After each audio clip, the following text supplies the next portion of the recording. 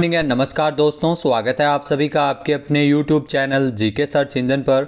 आज है 15 दिसंबर और 15 दिसंबर से रिलेटेड राजस्थान करंट अफेयर्स के जितने भी इम्पोर्टेंट क्वेश्चन हैं सभी हम इस वीडियो में डिस्कस करने वाले हैं।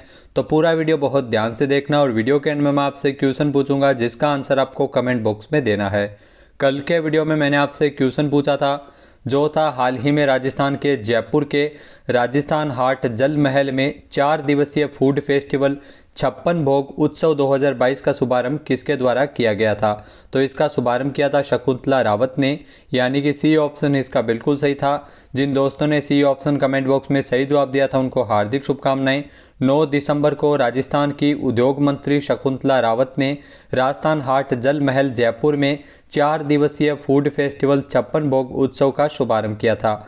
उद्योग मंत्री के द्वारा जो उद्योग विभाग और उद्यम प्रोत्साहन संस्थान की ओर से आयोजित इस प्रदेश के उत्पादों की छवि को निखारने के लिए ये महत्वपूर्ण आयोजन है वो किया गया है 56 भोग उत्सव।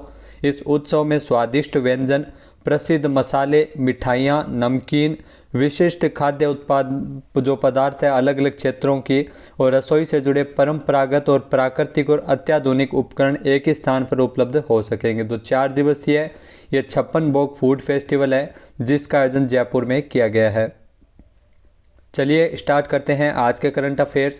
पहला क्वेश्चन है, भारतीय हवाई अड्डा प्राधिकरण के द्वारा जोधपुर एयरपोर्ट के विस्तार कार्यों के लिए कितने करोड़ रुपए के लागत का टेंडर जारी किया गया है। तो जोधपुर एयरपोर्ट के विस्तार कार्यों के लिए 311.37 करोड़ रुपए है जिसका टेंडर जारी किया गया है, यानी कि बी ऑप्शन यहाँ पर बिल्कुल सही है। आइए जानते हैं इंपॉर्टेंट फैक्ट्स। तो केंद्रीय जल शक्ति मंत्री गजेंद्र सिंह शेखावत के प्रयासों से भारतीय हवाई अड्डा प्राधिकरण ने जोधपुर एयरपोर्ट के विस्तार कार्यों के लिए 311.37 करोड़ रुपए की लागत का टेंडर जारी किया है। रिपोर्ट के अनुसार जोधपुर एयरपोर्ट का जो विस्तार है वो 49 एकड़ में किया जाएगा। इस कार्य में 1.5 वर्ष का समय है वो लगेगा। विस्तार कार्य पूरा होने के बाद एप्रन एरिया में 13 विमान एक साथ खड़े हो सकेंगे। वर्तमान टर्मिनल बिल्डिंग का विस्तार होगा और नए टर्मिनल का जो भवन का निर्माण कार्य भी किया जाएगा। Fire station, retiring room, guest house, fuel facility सुविधा इसमें रहेगी। 49 एकड़ ज़मीन पर विस्तार कार्य होगा जिसमें एयरपोर्ट अथॉरिटी ऑफ इंडिया की 12 एकड़ और वायुसेना स्टेशन की 37 एकड़ ज़मीन शामिल है।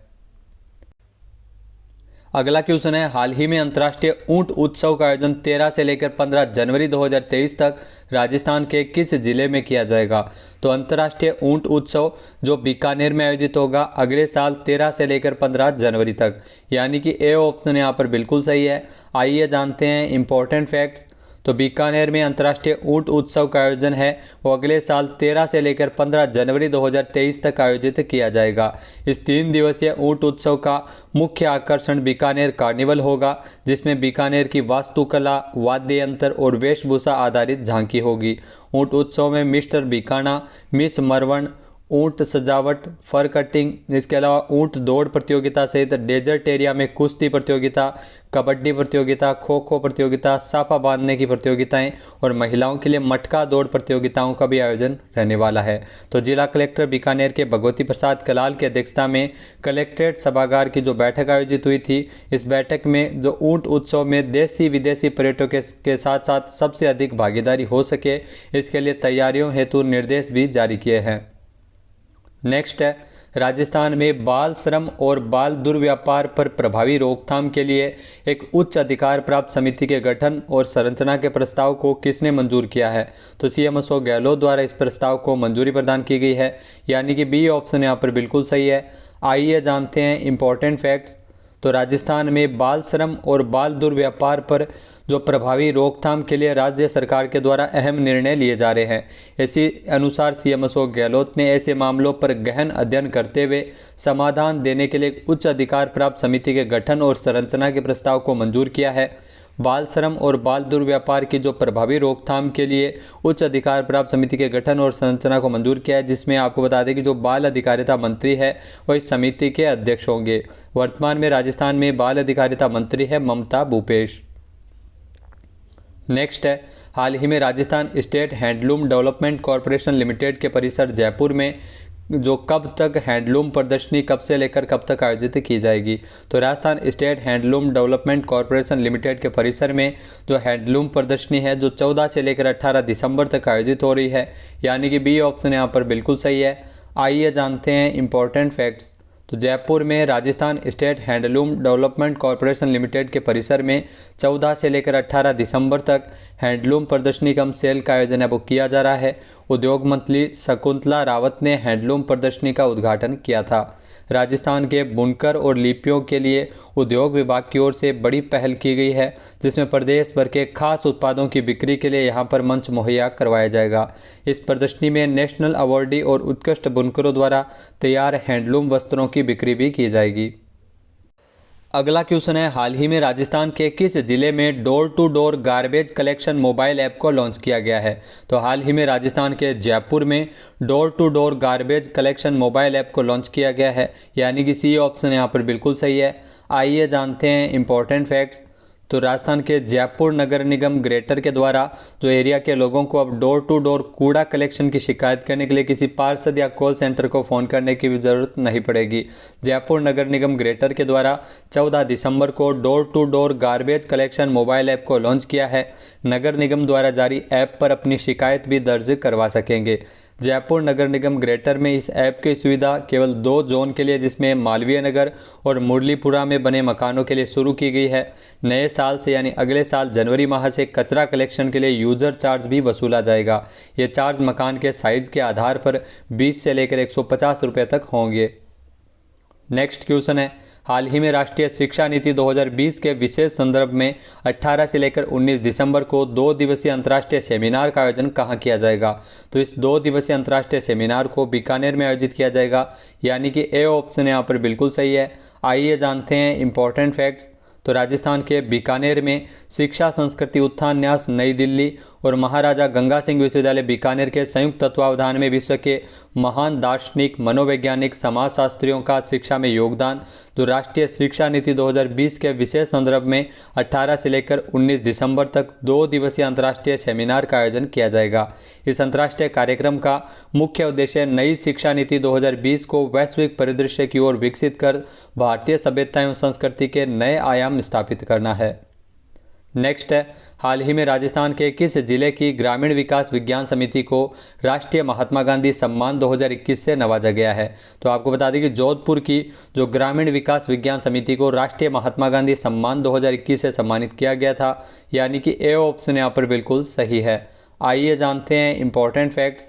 तो मुख्यमंत्री शिवराज सिंह चौहान जो मध्य प्रदेश के हैं, जिनके द्वारा राष्ट्रपिता महात्मा गांधी और लाल बहादुर शास्त्री जी की जयंती के अवसर पर 2 अक्टूबर को मध्य प्रदेश के भोपाल में रविंद्र भवन में आयोजित किए गए कार्यक्रम में ग्रामीण विकास विज्ञान समिति जोधपुर को राष्ट्रीय महात्मा गांधी सम्मान 2021 से विभूषित किया गया था। संस्कृति निदेशालय एवं स्वराज संस्थान की ओर से राष्ट्रीय महात्मा गांधी सम्मान और अलंकरण समारोह कार्यक्रम का आयोजन हाल ही में किया गया था 2 अक्टूबर को। नेक्स्ट है, हाल ही में कोई भूखा न सोए की अवधारणा के साथ सीएम अशोक गहलोत द्वारा जो 18 सितंबर को जोधपुर में कितनी नई इंदिरा रसोइयों का शुभारंभ किया गया है। तो इसमें आपको बता दें कि मुख्यमंत्री अशोक गहलोत द्वारा हाल ही में 18 सितंबर को 512 नई इंदिरा रसोइयों का शुभारंभ किया गया था, यानी कि ए ऑप्शन यहाँ पर बिल्कुल सही है। आइए जानते हैं इंपॉर्टेंट फैक्ट्स। तो कोई भूखा न सोए की अवधारणा को लेकर राजस्थान में इंदिरा रसोई योजना है वो शुरू हुई थी और 18 सितंबर को जोधपुर में 512 नई इंदिरा रसोइयों का शुभारंभ किया गया था। इसके माध्यम से प्रदेश में अब तक कुल इंदिरा रसोइयों की संख्या बढ़कर 870 हो गई है। आपको बता दें कि इंदिरा रसोई संचालकों को प्रति थाली मिलने वाले अनुदान को भी इसी साल जनवरी माह में 12 रुपये से बढ़ाकर 17 रुपये किया गया था।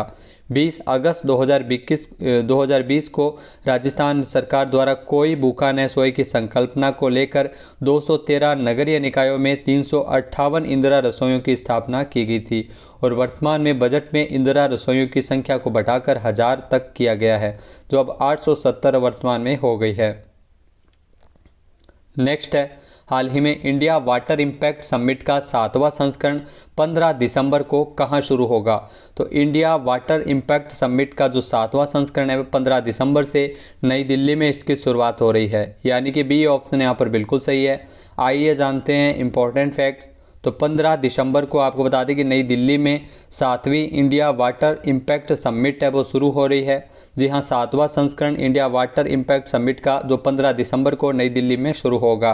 नीति आयोग द्वारा आयोजित इस कार्यक्रम में दुनिया भर और भारत से नए तकनीकी नवाचारों, अनुसंधान, नीतिगत ढांचे और निवेश मॉडल है वो प्रदर्शित करेगा।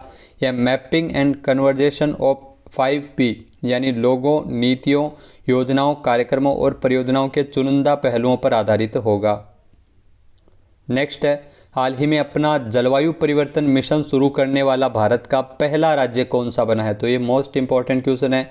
अपना जलवायु परिवर्तन मिशन शुरू करने वाला भारत का पहला राज्य बना है तमिलनाडु, यानी कि ए ऑप्शन यहाँ पर बिल्कुल सही है। आइए जानते हैं इंपॉर्टेंट फैक्ट्स। तो अपना जलवायु परिवर्तन मिशन शुरू करने वाला देश का पहला राज्य बन गया है तमिलनाडु। तमिलनाडु राज्य में प्राकृतिक संसाधनों की रक्षा के साथ उन्हें पुनर्स्थापित करने के उद्देश्य से जो अपना जलवायु परिवर्तन मिशन है वो शुरू किया है तमिलनाडु में और भारत का पहला राज्य बन गया है। तमिलनाडु राज्य की जलवायु कार्य योजना TNGCC द्वारा कार्यान्वित की जाएगी और तमिलनाडु में अपनी मौजूदा कोयला बिजली क्षमता में किसी भी तरह की वृद्धि न करने का फैसला लिया है, क्योंकि मिशन का लक्ष्य 2030 तक नवीकरणीय स्रोतों के माध्यम से राज्य की आधी बिजली पैदा करना है। अब बात कर लेते हैं आज के हमारे क्विज की। तो आज का हमारा क्विज है, हाल ही में राजस्थान से किसे जेनेवा में global youth human rights champion award मिला है? एक बार फिर से सुनिएगा, हाल ही में राजस्थान से किसे जेनेवा में global youth human rights champion award से नवाजा गया है? इसका सही आंसर आपको कमेंट बॉक्स में देना है और अगर ये वीडियो आपको पसंद आए तो इसे लाइक और शेयर करना बिल्कुल न भूलिएगा। चैनल पर नए हैं, सब्सक्राइब नहीं किया है तो अभी सब्सक्राइब बटन पर क्लिक करें। इस वीडियो की जो PDF फाइल है वो आप वीडियो के डिस्क्रिप्शन बॉक्स से डाउनलोड कर सकते हैं और इस क्वेश्चन का आंसर आप वोट करके भी कर सकते हैं। इसके अलावा दोस्तों RO और EO के एग्ज़ाम के लिए आपको स्पेशल क्लासेज है वो यहाँ पर मिलेगी, जिसमें हम डेली आपके लिए 20 क्वेश्चन लेके आएंगे, वो भी हस्तलिखित व्याख्या के साथ आपको पूरा उसमें बताया जाएगा। तो वो क्लासेज देखना बिल्कुल न भूलिएगा। जय हिंद, जय भारत, जय राजस्थान।